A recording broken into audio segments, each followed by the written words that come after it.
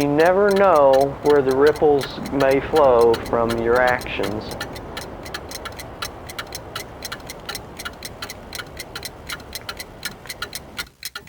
State officials struggled once again today with the issue of treated wastewater that could end up in a huge cave under a popular state park. Now, despite strong objections from environmental groups, Tennessee Water plans to release Board wastewater sewage into itself caves at a popular Tennessee state park.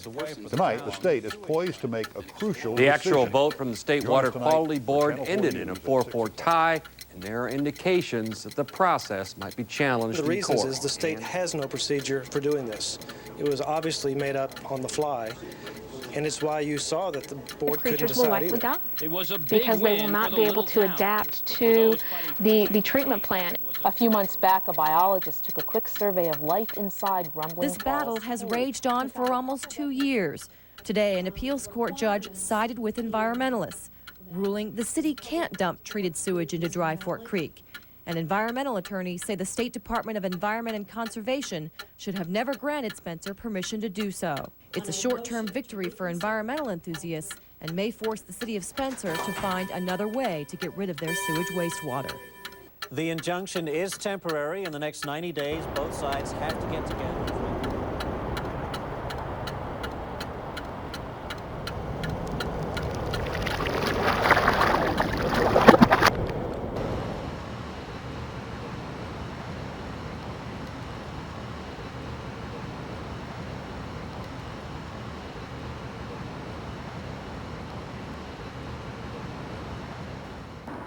Limestone.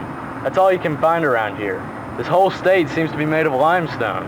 Yeah, so what? It's just a rock. Indiana has limestone. Indiana also has caves. Real caves. All those caves were found in limestone. I've been here for 2 months and I haven't seen a decent cave yet. How about Granny White Cave? That was a good cave. What about that Higgins cave? You know, the cave where they say that boy fell? That's probably a real cave. Yeah, we've all heard of it. Have either of you ever been there? Well, who's in for some adventure? Ken, how's your car running? The radiator has a leak. Will it get us to McMinnville? Higginbotham Cave had seen explorers for over 140 years, but this cave trip would be different. This trip, 50 years ago, would spark the enthusiasm in some young cavers and ignite the beginning of the Nashville Grotto.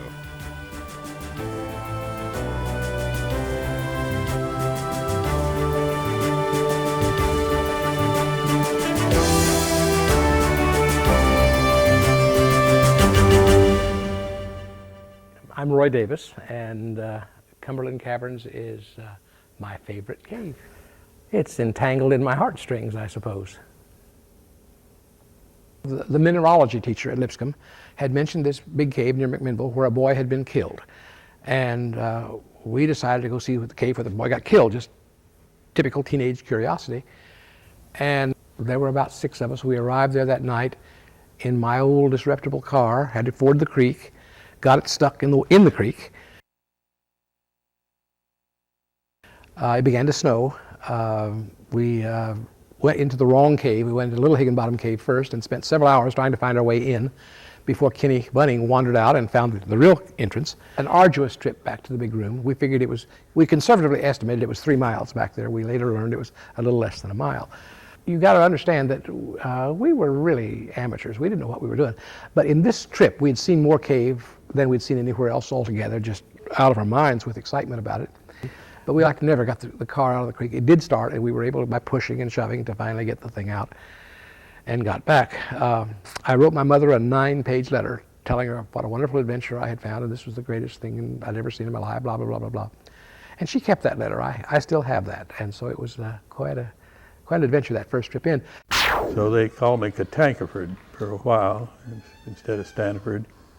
And that was quickly, I guess, reduced to Tank. Stanford Rogers Gorn, great-grandson of an owner of Mammoth Cave and a developer of Cumberland Caverns, came to Tennessee after World War II to take a job at Nashville's General Shoe Corporation. Tank, who acquired his nickname as a child because of his inability to pronounce Tutankhamun, the Egyptian prince whose tomb was opened in 1922, was an early member of the NSS and found Roy Davis's name in the 1952 membership list. They met in a dormitory at David Lipscomb College and became lifelong friends and business partners.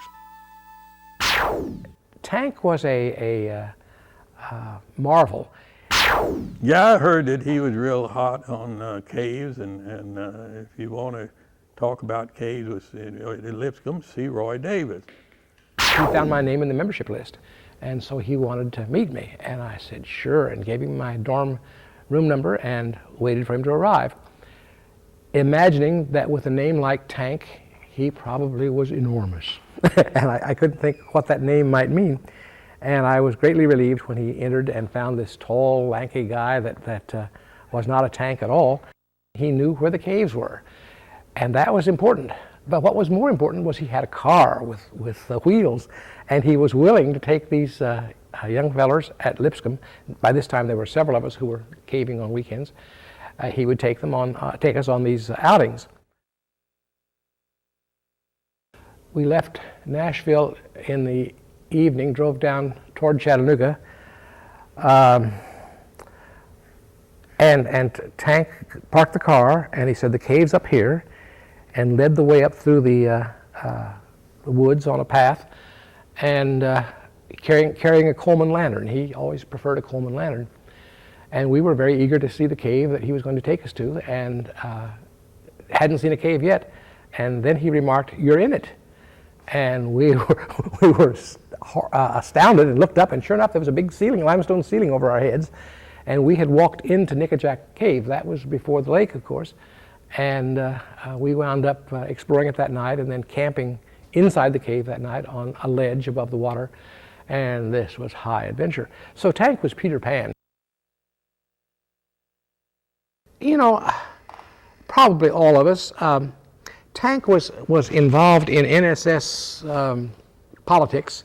I don't remember what his title was, whether he was the membership committee chairman or the Grotto's chairman.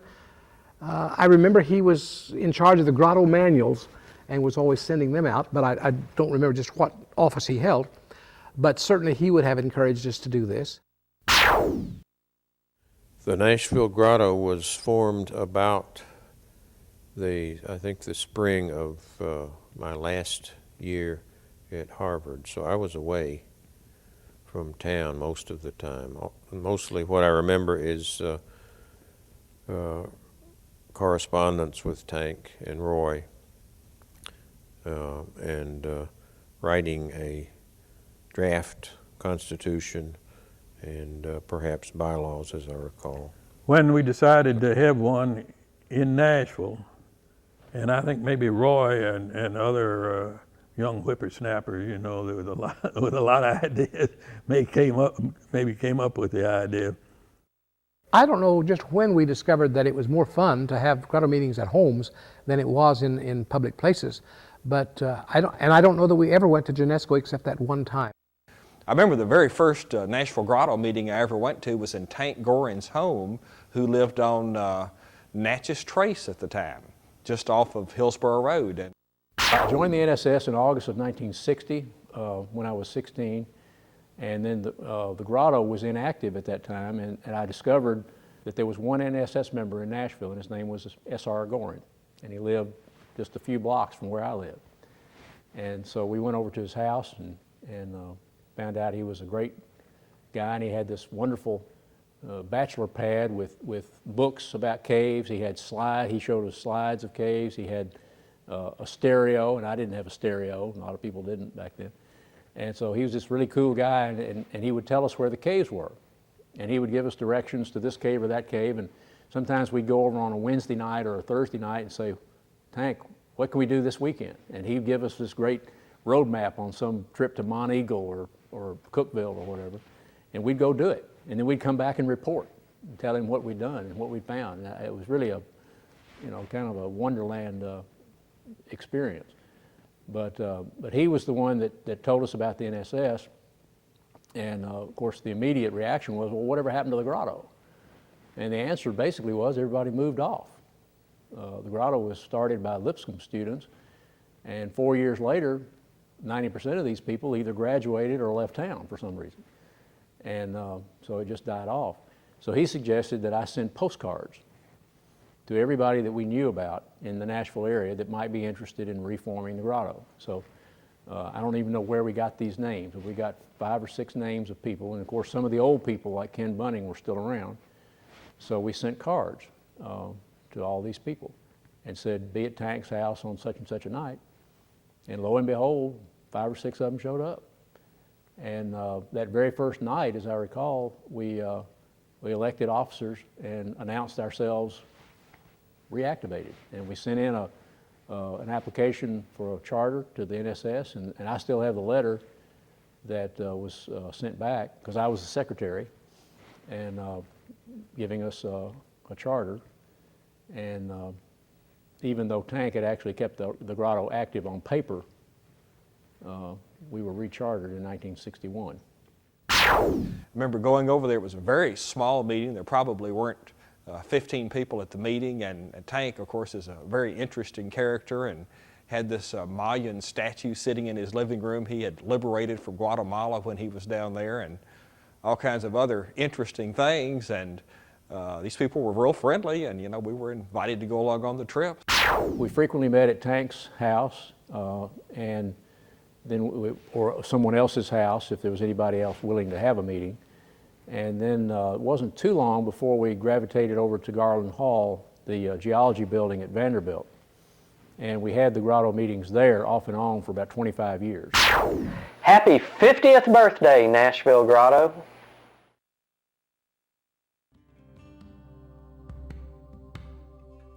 Well, if I was going to describe the history of cave exploration in Tennessee, clearly the Native Americans were the original cave explorers in this state, and many caves were explored by the Indians. We found their torches in there and remains of torches. We found rock glyphs and mud glyphs, and they were clearly mining some of these caves for salts and other minerals.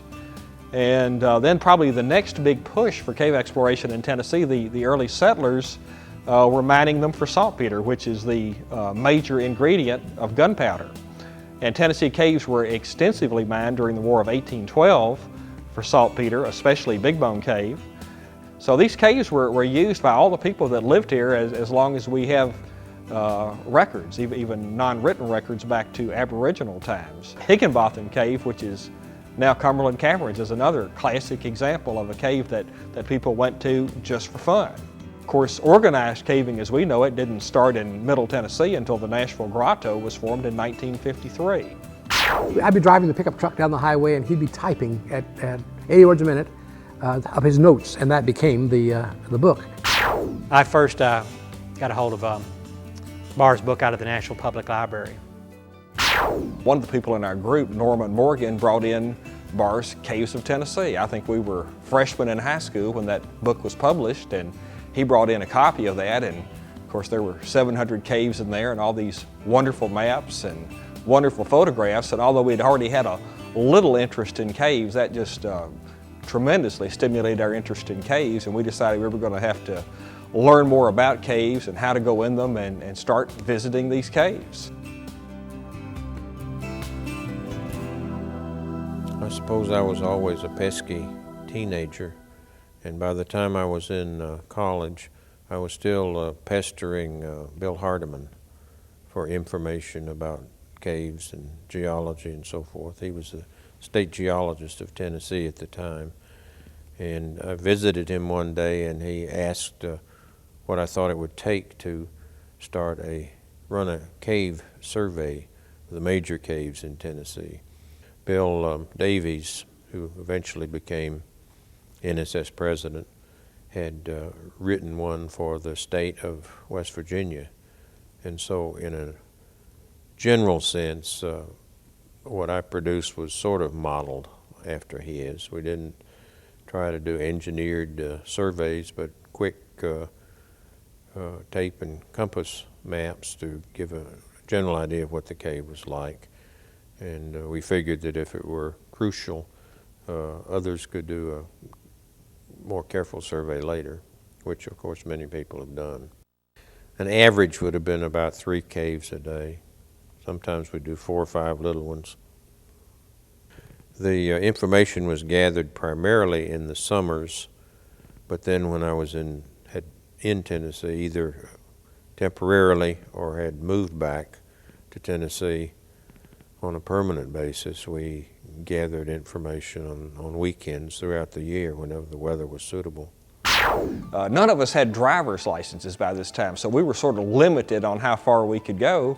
So we started going to all these caves in Bars Brook in Davidson County. We went to Bull Run Cave, was the very first cave we went to. And if I went there now, you'd really have trouble talking me into going in because it's such a mud hole.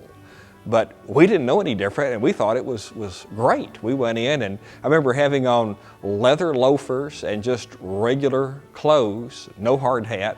And we went back in there and just got covered with mud. I remember coming out, we had no change of clothes because nobody had ever told us we'd need a change of clothes. And my shoes were ruined. They were beyond repair. I had to throw them away. And as I recall, the fact that there weren't many pits in Bars Brook, and the ones that were, he sort of had negative things to say. He would typically be of the opinion that there was no cave at the bottom of a pit, no real reason to go down it, and I always suspected that the reason for that was that Tom Barr himself didn't want to go down the pit, and so he hoped there was nothing down there, and so it wouldn't need to bother and subject himself to any risk. Bulletin 64, as it came to be known, has been reprinted more often than any other state publication, at least in the Department of Environment and Conservation. When I heard that, I envisioned, well, that must be several 100,000 copies in it. So I asked, and oh, it's at least 7,000 copies. Ed Yarborough was at the State Geology Division when the first shipment arrived for sale. The box was opened, and he made the first purchase of Caves of Tennessee. Here is that book, 42 years later, which includes his personal notes of pits and cave discoveries made after the book was published. In order to get information for the cave survey, we would go to, particularly in the rural counties, we'd go to the county seat, ideally on Saturday when people were in town for the weekend, and sitting around on benches on the courthouse square. And we could sometimes get about 20 or 30 leads in one day. Of course, it took several days to follow them all up.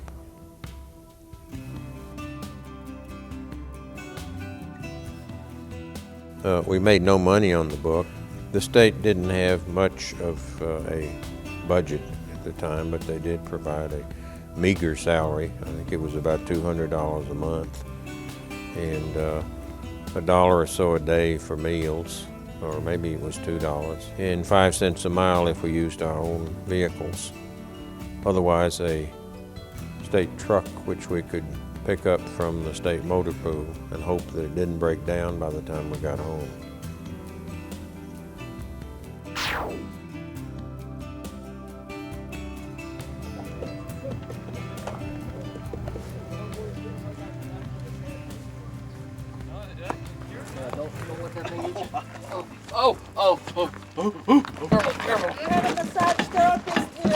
Watch it, watch dang it.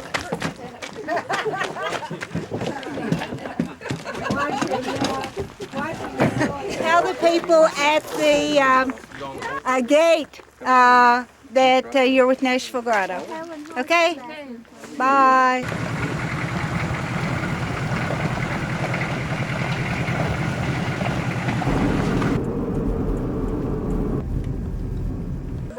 Morning, Grotto. I guess it's morning. Did you help? No, from Nashville. So anybody that comes out here gets a little bit more.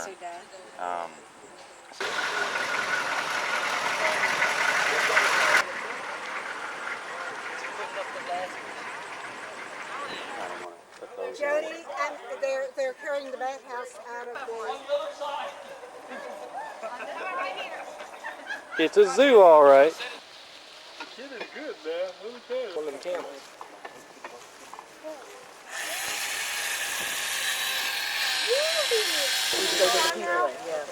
And so they just stand behind, just straighten out behind either side of the car. As it goes up, it's going to bang itself. Yeah, you can't have that. We need 2 people to volunteer to work on the guidelines to keep it from touching the scaffold on the way up. Are we going to be able to? Are you going to basically just pull it straight up and then swing? All right, so what you need to do is know that when the elephant is getting ready, she's got a harness on, we're going to bring her right here, we're going to hook her up to the ropes. I want whoever is on the scaffold, going to be on the scaffold, I want them up on the scaffold. Okay. And the other 2, I want you down behind the scaffold and just stand there, okay? As she starts to move, you can very slowly just come to these corners here and ready yourself. She's going to pull this very, very slowly, okay? If there's any quick action back here or noise or anything, she's going to turn around to see what it is.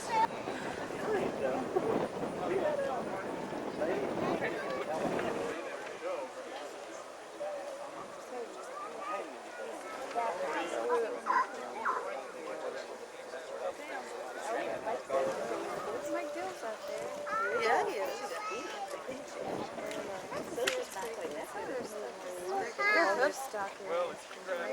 Oh, look at his foot. They have nice hoof stockings. They're getting a whole line.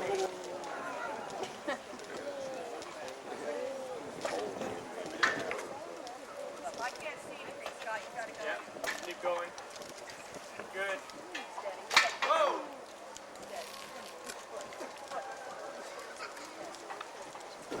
Yes, you may. Trunk foot.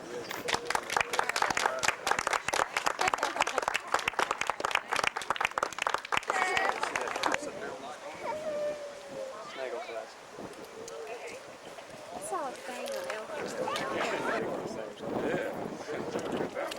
How much for a ride?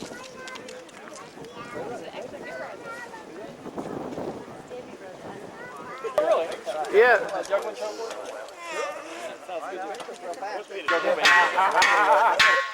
There you go. That worked.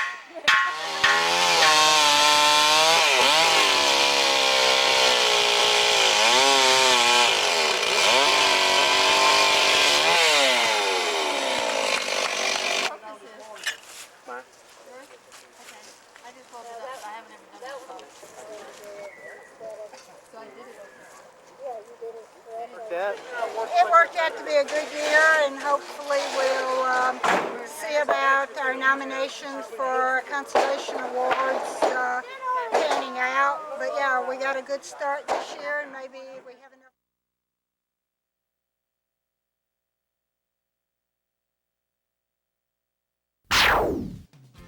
From rope hauling to rope walkers, getting to the bottom of a pit and out safely has come a long way in 50 years. Bill Cuddington gets the credit for studying the Prusik knot and adapting it for caving use. His 3-knot system opened up a whole new world to cavers. Bill Cuddington, Roy Davis, Ken Bunning, Tank Gorin, and possibly David Westmoreland and a couple of others were on the mountain. This is Brady Mountain, Grassy Cove, Tennessee. And they were looking for the Banshee Hole, which was a well-known pit also, but only about 100 feet deep. Tom had located the Banshee Hole for me and had written me a letter about that and about how deep it was. And he said, Bill, I'll never forget this in his letter. He said, compared to the Devil's Hole, the Banshee Hole, Devil's Hole is child's play. And they got way off target and were up higher on the mountain, farther south than they needed to be. And Ken Bunting actually found, he was the first one to the opening of what turned out to be a much bigger pit. And so we got on over and rigged in. They started dropping rocks. And at that time, nobody had enough experience to know the difference between a 100-footer and a 200-footer by listening to the rock. They all sounded terribly deep. And so they thought they had found the Banshee Hole. And they put, I think, about 100 feet of rope in that one. And Cuddington went down. Cuddington always went down first. Cuddington was the brave one, and he went down first and came up short. And my recollection is he climbed back up. It is possible, though, that they lowered him the rest of the way, because that's sometimes what was done back in those days. This was 1953 that all this was taking place, and Roy went down with Bill. And later, Bill Cuddington, on another trip, took his friend Cliff Foreman. And he and Cliff went down on the second trip and nobody went down it for 10 years. It just sat there. So in 1963, I believe, Tommy Hutchison, one of my buddies in the Grotto, agreed to help me find it, because I wanted to go down it, but I couldn't find it. And so he and I made multiple trips to Grassy Cove and walked all over the mountain. And finally, it was Ken Bunning, who had actually found the pit in the first place, who gave me the tip that I needed to be a lot farther south than I had been going. And the very first time we went back after I got that tip, we actually located the entrance to the Goof, and I went down. It was 254 feet deep into a giant room. Turned out to have a lot of cave at the bottom of it. A few years before Ed Yarborough made it to the bottom of the Goof, Tom Barr, Dale Smith, and Tank Gorn made a significant discovery in the back of Henshaw Cave. Crawling through a narrow passage they dubbed the Meat Grinder, the trio connected Henshaw to Higginbotham Cave. This connection cut miles off the travel to the big rooms and opened up the possibility for commercialization. This wasn't the only significant discovery to be found by Nashville cavers in the cave system later named Cumberland Caverns. Tank was, who was then and still is a practical joker, had to go to Louisville to visit his parents one weekend, and the story he told me was that he was going caving and taking a bunch of scouts into Higginbottom. And he knew I couldn't go because there were tests or something at Lipscomb, and so I was not going to be able to make that trip. Roy wanted to know, did they find anything? What'd they see this time? And Tank had a mysterious smile on his face and sort of demurred that, well, no, not really anything, not much, or nothing important. And of course, this just egged Roy on as to, well, they found something. What was it? And he talked about waterfalls and totem poles and gypsum flowers. If there was a formation on Earth, it was what they had seen. I was green with envy, just, I hook, line, and sinker, took it all.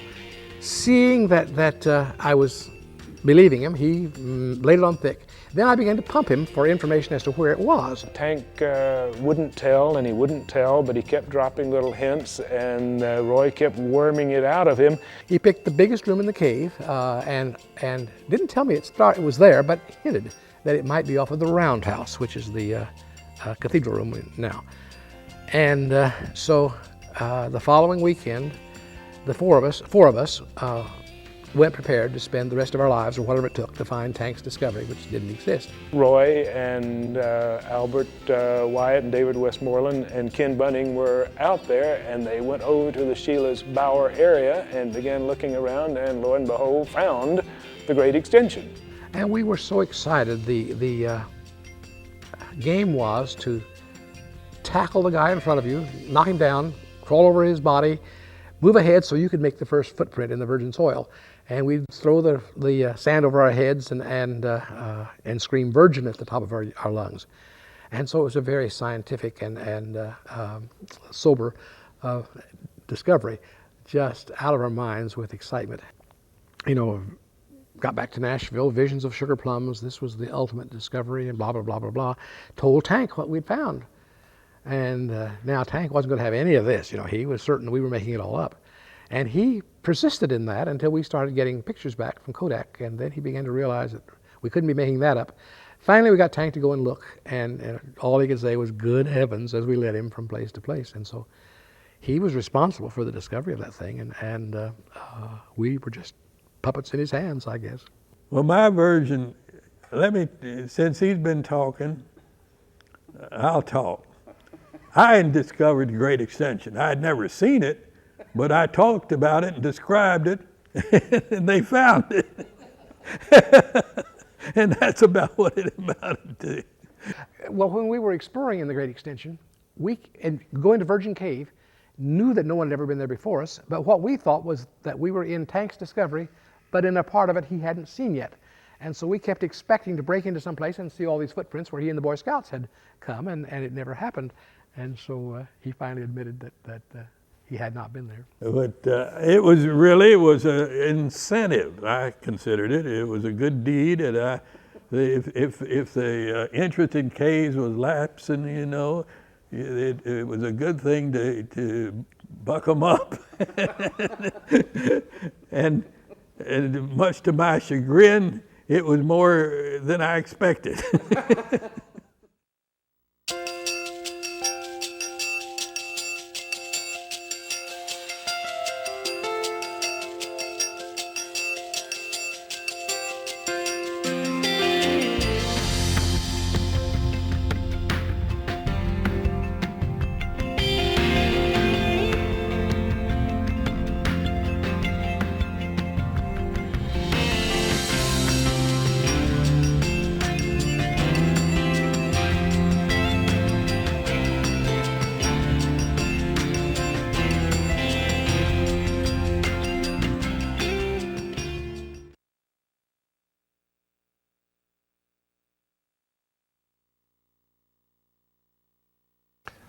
Well, one of the summers I was working as an intern for the Division of Geology, we got to looking at the topo maps. This was basically me and Kirk Holland that summer.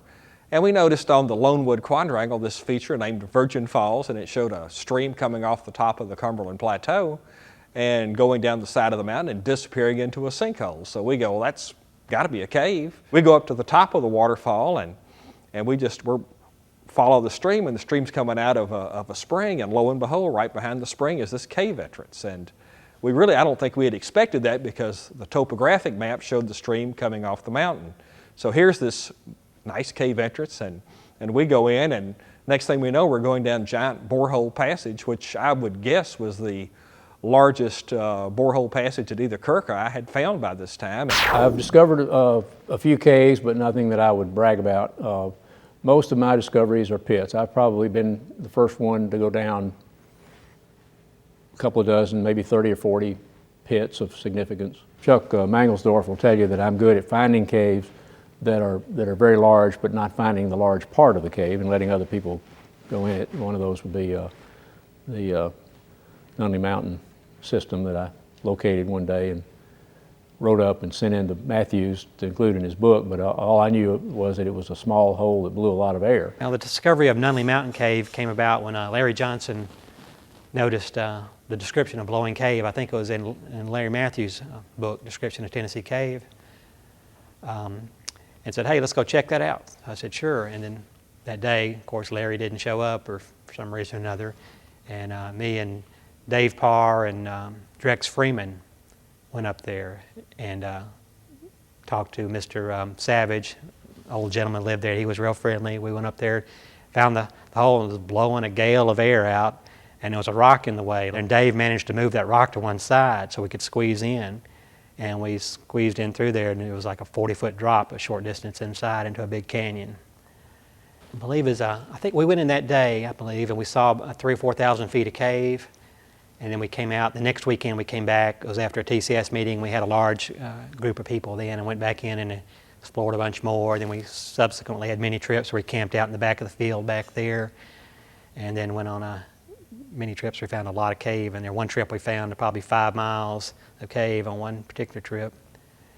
And it all went real good like that for about 9 months, until the Ramseys came on the scene, and things went downhill pretty quick after that. So we surveyed about 11 or 12 miles in 9 months of time. Nick Crawford was the heroic figure among the Cookeville, Tennessee cavers. My first summer at Cumberland Caverns, my buddy and fellow guide was a guy named David Smith, whom we called Lightbulb, because he talked like this. And it was not a light bulb, it was a light bulb. And so Lightbulb and a guy named Jack McCormick and a guy named Bill Ballard, who's now a big corporate guy here in Nashville, and 2 or 3 others were the Cookeville cavers. And Nick was the athlete of that group. And then one night in 1962, I was in Cookeville, and David and Jack and Bill and Nick and several of their girlfriends all said, well, let's go out on Buck Mountain and go down Thunderhole. Thunderhole was about a 120-foot pit out just a few miles out of town. And I think Nick may have already been down the pit. I had not. So he was going to show me the pit, and everybody else was going to stand at the top and watch. And I've always accused Nick of being a little bit of a show-off on this trip because his girlfriend was there, I know that, and you know, what 16 or 17-year-old doesn't want to show off for your girlfriend. But anyway, he's going to go down first, and he's using this same technique. He's got the rope through the carabiner, over the pad, brake hand in the right hand, and he's getting ready to go down, and as he starts over, something catches. I don't remember what it was, but inexplicably, he lets go with his right hand to fix whatever it was that was sticking. And of course, when you do that with that system, you go directly to free fall because there's nothing to hold you. I mean, the rope just comes out and you've just got a carabiner around a rope, you know, going down the elevator shaft. And I was watching this, and before I even had a chance to say, you shouldn't let go with that hand, he was gone. I mean, it was just that quick. And his light came off and banged down the pit, and we heard him hit once or twice. And he grabbed the rope with his bare hands and probably retarded his fall some by doing that, but it burned all the way to the bone. And he hit on his back, right above the hip, on a ledge about 70 feet down, and then tumbled another 40 or 50 feet to the bottom, and was hurt pretty bad. And the sheriff's department came out with a stretcher and 2 or 3 big, strong guys, and they lowered another rope. David Smith, even though David was not a vertical caver, he came down. I can't remember if they lowered him or if he actually rappelled, but he came down to help me tie Nick onto the stretcher. And then we tied the rope around the stretcher somehow, and they raised him up 120 feet and took him to the hospital. Badly burned hands. He had a lot of bumps and bruises, and I think he had a fracture in his back somewhere, but it was not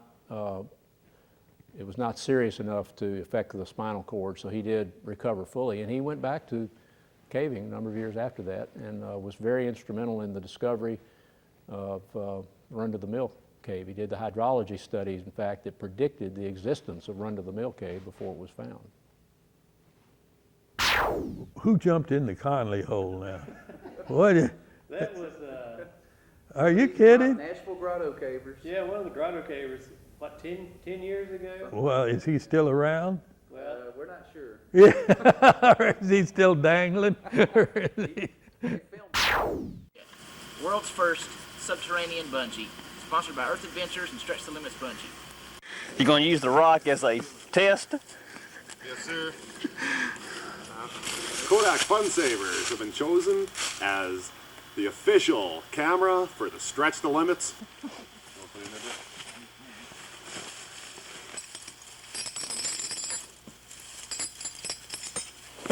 Have been chosen as the official bungee fuel for the Stretch the Limits Earth Adventures Stretch the Hole Bungee Expedition.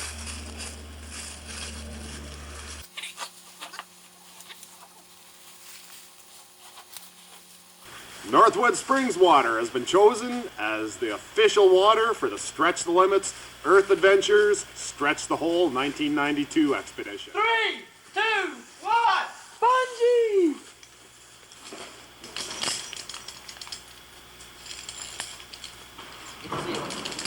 Oh, hit the ceiling. We've chosen this as the official water for the Stretch the Limits. Yes, I am scared. Yes, this is foolish. But yes, we are going to do it. As the official bungee fuel for the Stretch the Limits Earth Adventures Stretch the Hole expedition. Whenever you're ready. Good luck, Jeff. Fun.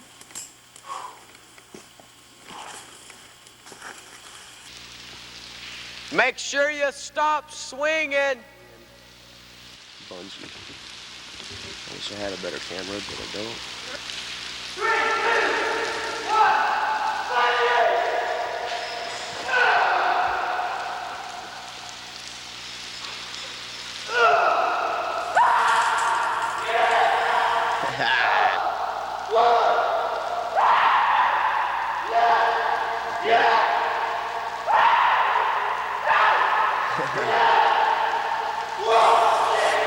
you can see.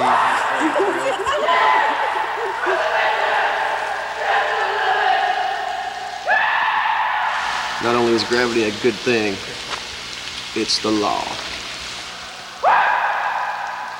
Say something!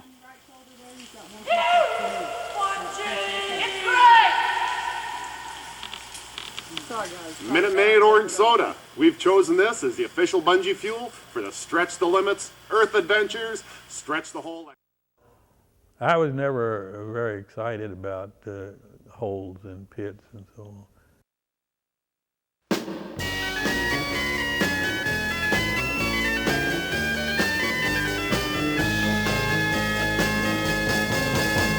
You know that it would be untrue. You know that I would be a liar if I was to say to you, girl, we couldn't get much higher. Come on, baby, light my fire. Come on, baby, light my fire. Try to set the night on fire. The time to hesitate is through. No time to wallow in the mire. Try now, we can only lose, and our love become a funeral pyre. Come on, baby, light my fire. Come on, baby, light my fire. Try to set the night on fire.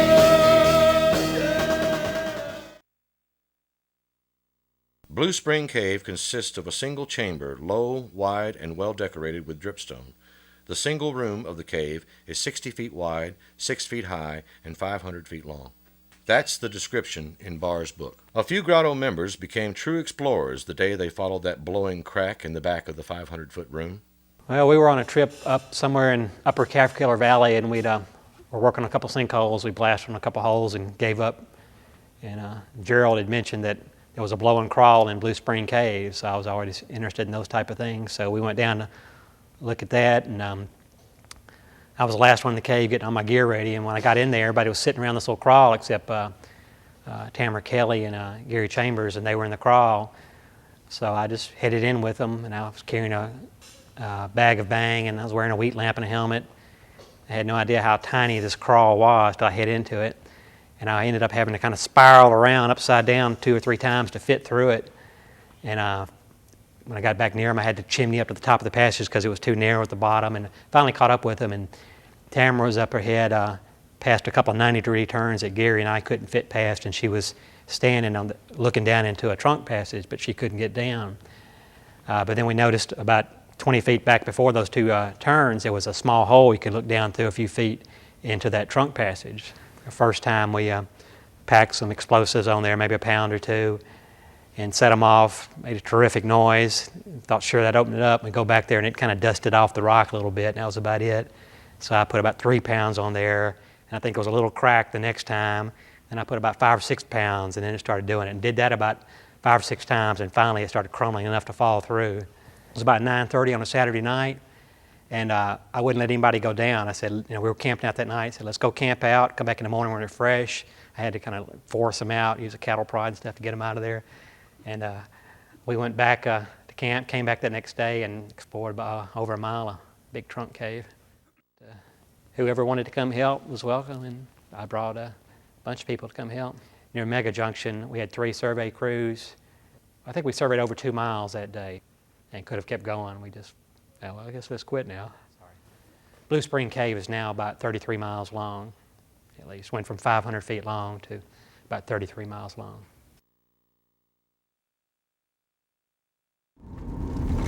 Somewhere down this road, there's a Sarah Cave Carnival, and I'm going to find it.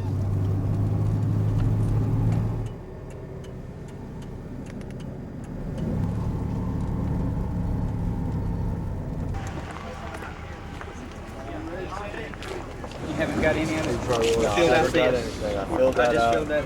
Here we go. Righty. And This is our guard dog. Every campsite needs a guard dog.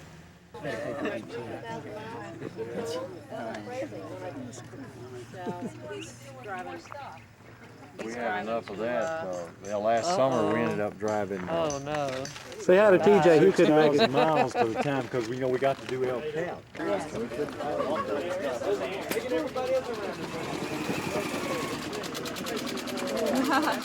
don't have a bat. I can do it with this hand. Just Oh, it's no. good exercise. Video. Really? Hi. I haven't even seen the last video. Turn it off. Oh no. So guys, What have we done? don't bite him on the neck like that. She's a bat. She's a bat. Is this your wife? No, this is my Fiancé? significant other, Tina. This is like a different. I see a different woman all the time. There will be one, I guess. This is a secret map to John Fred's cave. We'll come in and see exactly what he's writing there. Uh-huh. North From by Grundy south. Drive. Rear. So, where is it? There it is. We're going on a dig.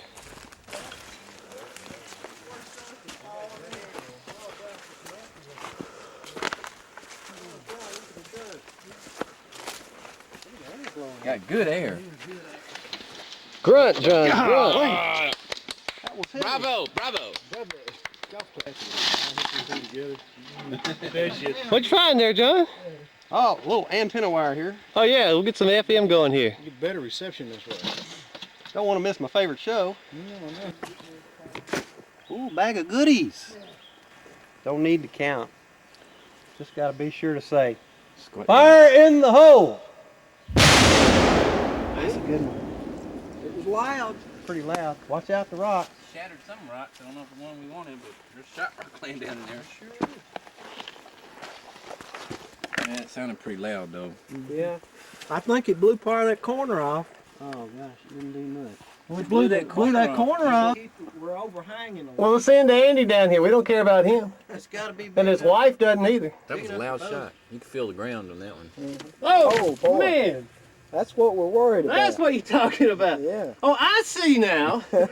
He's getting it. He's a little slow. That closes all the things we've been working on for the last 2 weeks. There it goes. Here we go. The sledge, you want that little sledge? Well, not yet. Just leave it up there.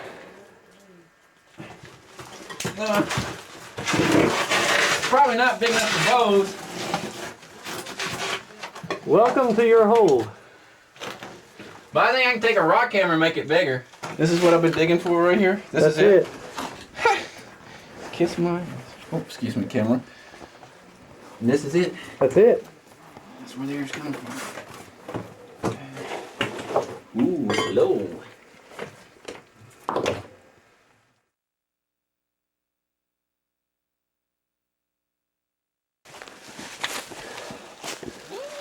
Foggy. Oh yeah, it's gonna blow. I thought you were gonna. Huh? Never mind. Look, It's full of air now. Yeah. Boy. Blows good, doesn't it? Thunder run kind of air. Wow. Salute. That blows. That blows.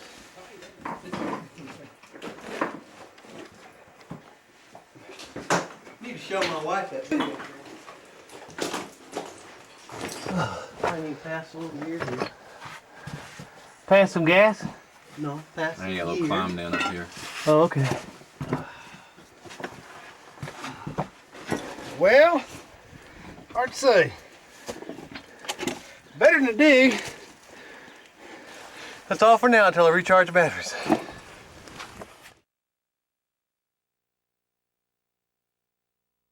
I got a phone call while I was walking around in Walmart on my cell phone saying, Gary, you have your 350-foot rope with you?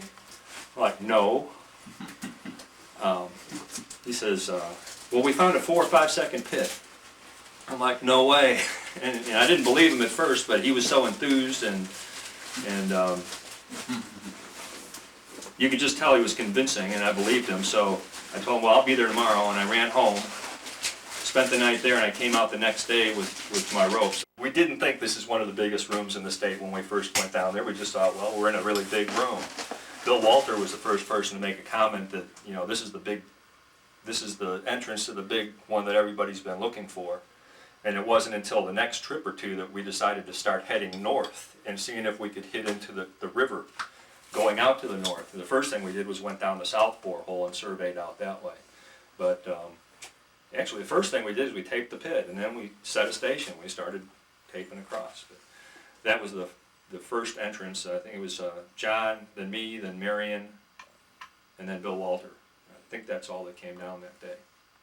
So. As our population grows, more and more pressure is applied to what were remote areas of our state. Caves are always the first to suffer, and it is the Nashville Grotto who has brought their voice to the public when needed. When I came to Tennessee and started going in Tennessee caves, I developed a real interest in saltpeter caves. I've always had an interest in the war between the states and Confederate history, and so naturally finding caves that actually had relics, ladders that Confederate soldiers had climbed and things like that was just fascinating to me. So I visited as many of these caves as I could. Bone Cave was my first foray into conservation. The summer that Richard and I worked at Cumberland Caverns part-time and also sold stools door to door, we went over to Bone Cave community one day to work, and we knocked off a little early, and we put handmade signs, that some of which are still there today, almost 40 years later, requesting that people not walk on the bats and not tear up the stuff. Rick Finch started the ball rolling, trying to get Big Bone Cave preserved and made into a state park or natural area. We began to see deterioration of the relics in there, and so we began to try to interest the state in acquiring it. I was the editor of the Speleo News, and so I was helping Richard kind of beat the drum to get the state to buy the cave and make it a part of Rock Island. We mounted a letter writing campaign, and we had over 160 letters to the state from notables like John Gilday of the Carnegie Museum, Brother Nicholas of NSS fame, Tom Barr, Bill Halliday, who at that time was out west, and many other notable names in caving, wrote in to try to get the state to recognize that Big Bone was historically significant. Nashville Grotto led this initiative. I guess you could say I led the charge for Nashville Grotto. Gave some talks to the Tennessee Historical Society and other organizations. And we, in fact, got the state to include Big Bone as an annex in their Rock Island State Park plans. The actual acquisition of the cave did not come until quite some years later, as I understand, in the mid-70s. But the incorporating it into their basic plans for the Rock Island State Park was done in the mid-60s as a result of Nashville Grotto efforts. And I think it's one of the Grotto's best achievements, in my opinion. The state of Tennessee, along with every other state in the Union, bid on a project to build what was called the Superconducting Super Collider. And this was going to be the largest atom smasher in the world. Unfortunately, the main development area was proposed for right there at Snail Shell Cave. The state proposal was to actually put the atom smasher about 600 feet underground. We kind of didn't think Snail Shell would be appropriate to have a giant atom smasher in it, and we approached the state with these concerns, and the state in its wisdom kind of said, don't worry about that, we have karst experts on staff.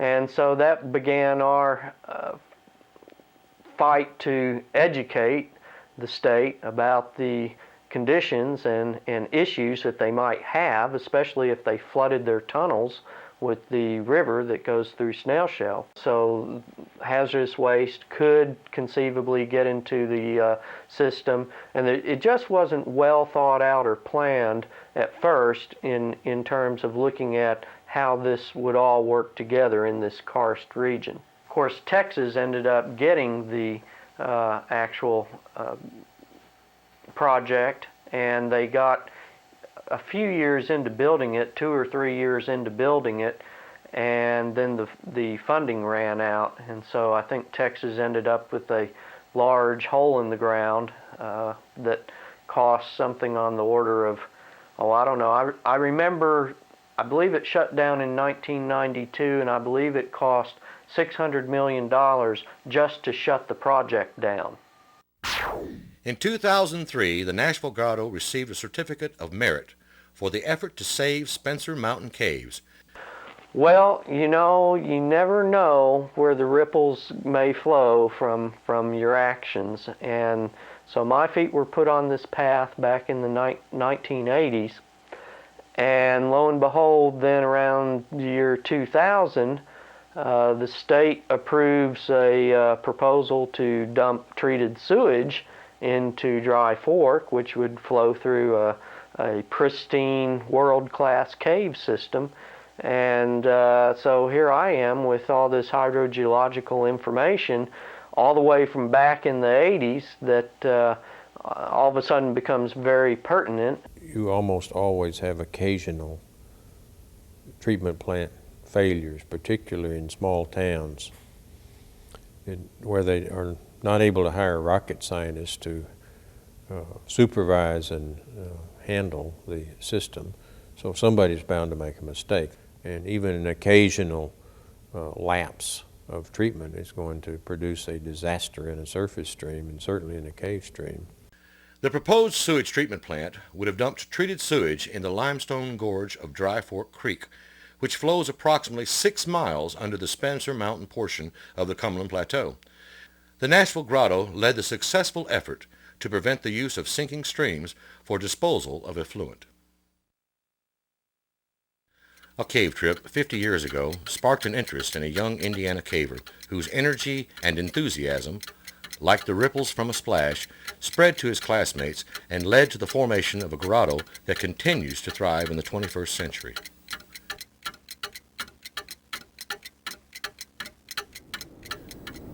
A splash was made back in March of 1953. Some Hillsborough High students and a couple of local NSS members banded together and formed a grotto. They would be the local representatives for the National Speleological Society, and they would become the Nashville Grotto. That grotto still sends ripples of caving activity through the hills and valleys of Tennessee, igniting interest in a new generation of cavers who will guide the Nashville Grotto into the future. You never know where the ripples may flow from your actions.